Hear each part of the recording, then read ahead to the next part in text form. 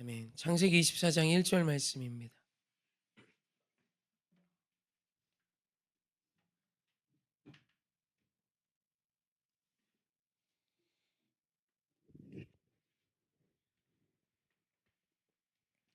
창세기 24장 1절 말씀. 우리 한 목소리로 합독하기 원합니다. 시작. 아브라함이 나이가 많아 늙었고 여호와께서 그에게 범사에 복을 주셨더라. 아멘. 사실 이 말씀을 할까 말까 그냥 지나치게 하다가 창세기 초반에 창세기 12장에서 한번 다뤘던 말씀이어서 지나치게 하다가 한 번 더 반복하면 좋을 것 같고 또 그 복에 대한 부분이 조금 더 확장되어졌으면 하는 바람에 다시 말씀을 하기로 결정해서 오늘 이 말씀을 들고 나왔습니다. 아브라함이 나이가 많아 늙었다라는 표현은 이제 주님이 이 땅에서 아브라함에게 남겨주신 날이 얼마 남지 않았음을 의미하죠. 이제 얼마 지나지 않아 이제 그가 이제 하나님의 부르심을 받고 이제 소천하게 됩니다. 그러면서 하나님께서 그의 인생을 정리할 때 이렇게 정리해 주세요. 여호와께서 그에게 범사의 복을 주셨더라. 우리가 좋아하는 복 이야기가 나옵니다. 그런데 복으로 번역된 히브리어가 굉장히 재미있다 했습니다. 베레카인데 이 베레카라는 이 히브리어는 복으로 해석할 수 있지만 그 원형이 바라크입니다. 바라크의 핵심적인 뜻은 무릎 꿇다라는 뜻이에요. 나아가서 예배하다, 찬양하다라는 의미를 갖습니다. 그래서 베라카 하면 그가 그 뜻을 가지고 해석을 한다면 여호와께서 그에게 그를 통하여 범사에 무릎 꿇음을 보았노라 라고 보아도 된다는 뜻입니다. 그러니까 성경은 무릎 꿇음과 복을 같은 선상에 두고 있습니다. 그냥 복은 내가 원하는 내 뜻이 이루어지고 내 소원이 성취되고 내 바람이 진짜 실제가 되는 그런 게 아니라 복은 하나님의 말씀 앞에 무릎 꿇는 자에게 주어지는 하나님의 은혜인 거죠. 그러니까 하나님 앞에 무릎 꿇는 자만이 누릴 수 있는 하나님께서 주시는 은총입니다. 사실 이 은혜는 우리 모두에게 하나님 약속하셨어요. 사실 지금은 더 분명합니다. 하나님이 그의 아들을 우리에게 주셨단 말이죠. 더 주실 게 없어요. 이미 다 준 상황입니다. 하나님이 전부를 주셨어요. 그런데도 오늘 우리 안에 혹 모자람이 있고 충만이 아닌 늘 결핍과 분노와 원망이 있음은 사실 하나님이 무엇을 덜 주셔서가 아니라 오늘 성경이 계속해서 복으로 말하고 있는 무릎 꿇음의 부재에 뿌리를 두고 있을 것입니다. 오늘 우리의 삶의 풍성함은 하나님이 나에게 하시는 말씀 앞에 무릎 꿇음에 있는 거예요. 하나님 앞에 무릎 꿇다라는 의미는 말씀이신 하나님이시기에 하나님의 말씀 앞에 무릎 꿇은 자가 될 것이고 그 하나님의 말씀 앞에 무릎 꿇는 자로 살 때 하나님께서는 그에게 복이라 형통이라 라는 선포를 조금 더 망설임 없이 하실 거란 말이죠. 그래서 형통과 복은 상통하죠. 그래서 이후에 이제 요셉의 삶이 이제 막 노예로 팔려갔을 때도 주께서 형통케 하셨음을 말하고 그가 죄수로 이제 죄인의 자리에 있을 때도 형통케 하셨음을 말합니다. 말장난이 아닙니다. 상황이 무슨 노예에게 형통이야라고 말하지만 성경이 주목하고 있는 것은 그가 그 자리에서도 하나님을 경외했다. 그가 그곳에서도 주님을 바라보았다. 그가 그곳에서도 주의 말씀 앞에 무릎 꿇었다라는 의미를 갖고 있는 거죠. 여러분 그래서 성경이 이렇게 해석이 되어지는 겁니다. 요셉은 그곳에서도 무릎 꿇었어요. 형들이 나를 팔았던 그 자리 원망과 불평으로 채우지 않았고 주님이 나를 먼저 보내사 하나님의 선을 이루심을 믿고 주 말씀 앞에 바라크했던 인생이기에 성경은 그가 형통한 자임을 그가 복된 자임을 선포하는 것이고 그리고 정말 우리로서는 상상할 수 없는 내가 생각한 어떤 그 복보다도 더 크고 위대한 복을 요셉이 누리게 되지요. 그것이 오늘 우리 하나님께서 우리에게 말씀하시는 복의 핵심인 것입니다. 오늘 우리 인생이 복된 자 되기 원하십니까? 그렇다면 무릎 꿇는 자로 서시길 주님의 이름으로 축원합니다. 우리 말씀 한 구절 볼까요? 이사야 11장 6절로 8절 말씀입니다. 제가 참 좋아하는 말씀인데 천국에 대한 부분, 하나님 나라를 묘사한 부분이죠. 함께 합독합니다. 그때 이리가 어린 양과 함께 살며 보범이 어린 염소와 함께 누우며 송아지 어린 사자와 살찐 짐승이 함께 있어 어린 아이에게 끌리며 암소와 곰이 함께 먹으며 그것들의 새끼가 함께 엎드리며 사자가 소처럼 풀을 먹을 것이며 젖 먹는 아이가 독사의 구멍에서 장난하며 젖된 어린 아이가 독사의 굴에 손을 넣을 것이라. 아멘. 이사야서에 하나님의 나라에 대한 이야기를 묘사하고 있는 거예요. 이 하나님 나라의 이 묘사를 보면 굉장히 재미있지만 또 어떻게 보면 풀 뜯어먹는 사자, 이것도 웃기지만 이 하나님 나라에 아주 중요한 지분을 갖고 있는 생명체들이 있습니다. 그건 약자가 아니라 강자에게 있죠. 사자와 어린 양이 함께 놉니다. 표범과 어린 염소가 함께 누워요.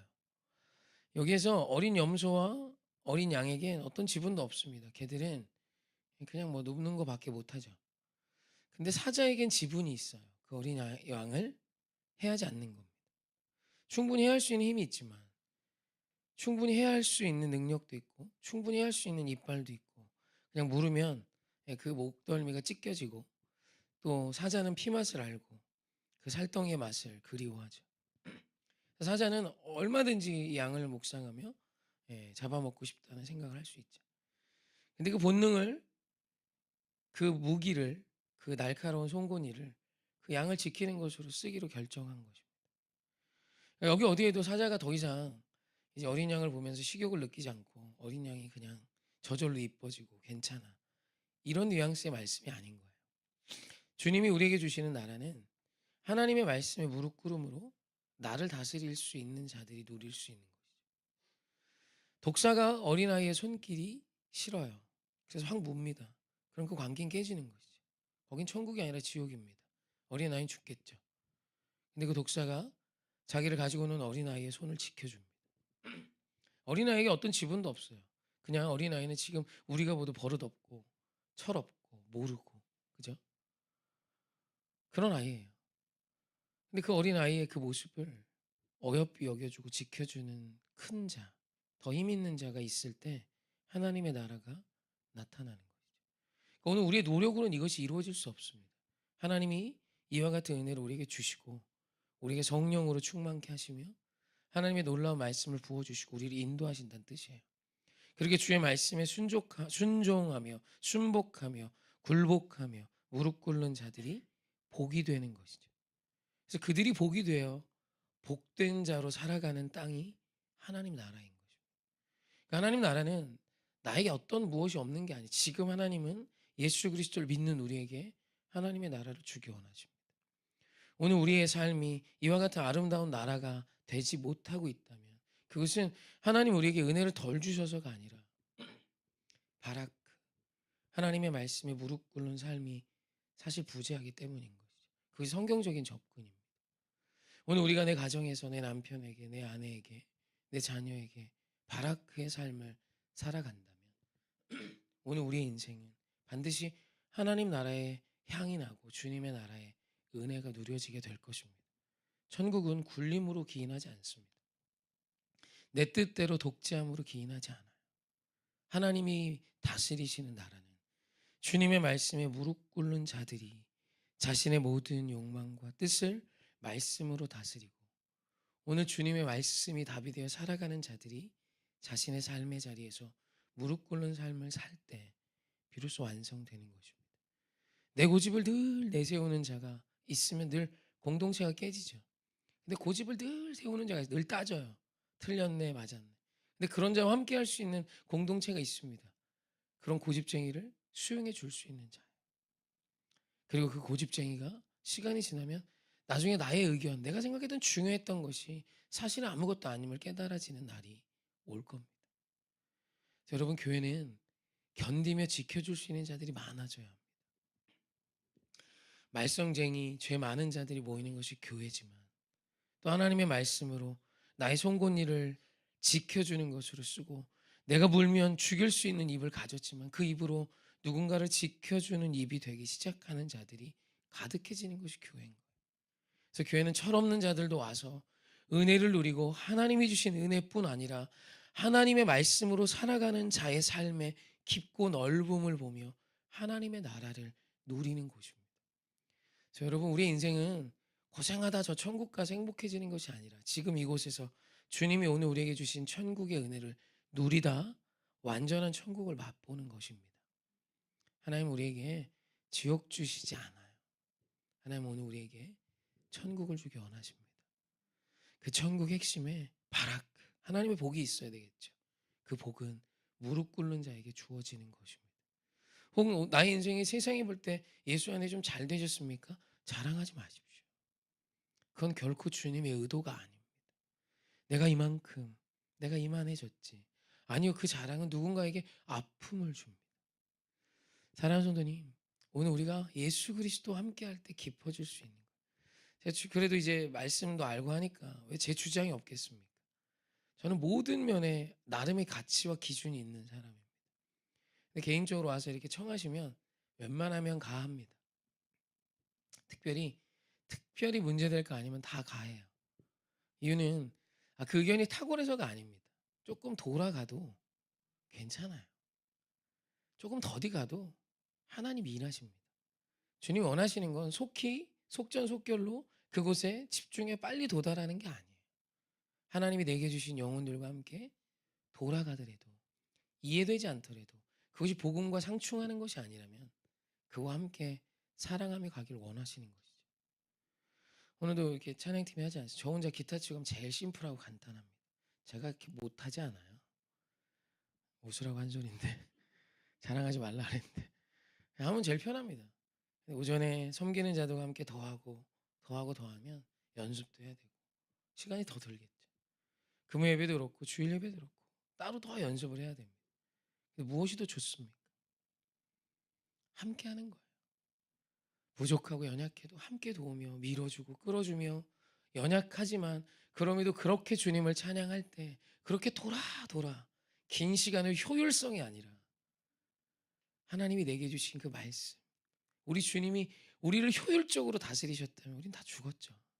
다시 리셋하셔야죠. 왜 우리를 살리십니까? 내 아들을 지불하는 이 돌아감, 이 사랑이 오늘 우리에게 세컨 찬스를 줬고 다시금 하나님의 나라를 누릴 수 있는 은혜를 주신 건 아닙니까?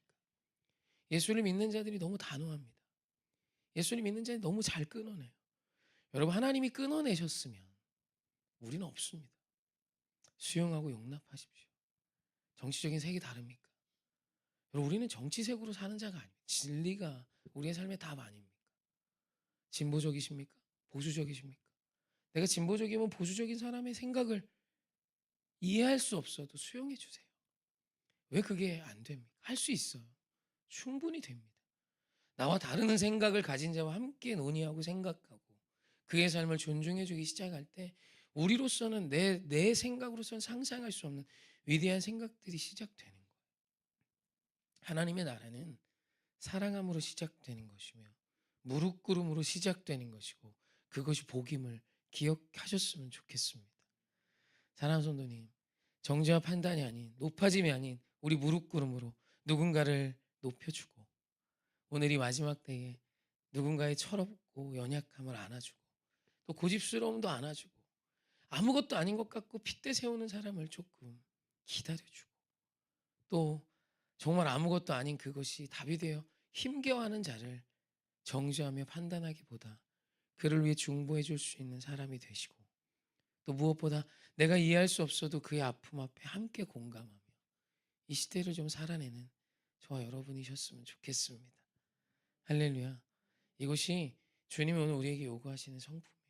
그랬더니 하나님이 가장 낮아지시고 가장 크게 무릎 꿇으신 예수 그리스도를 모든 이름 위에 뛰어난 이름으로 하나님이 높여주십니다. 여러분, 높아짐은 하나님이 해주시는 것이고 무릎 꿇음은 여러분의 몫입니다. 저와 우리의 몫인 거예요.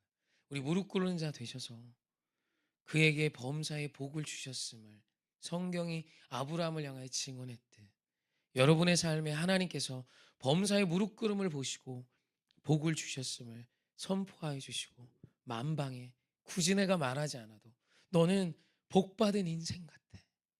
너는 무언가 천국을 나와는 다른 세계를 사는 충만한 인생 같음을 가깝게는 내 가족에게 또 내 지인들에게 보여주시며 하나님의 나라의 영광을 보여주는 저와 여러분이 되셨으면 좋겠습니다.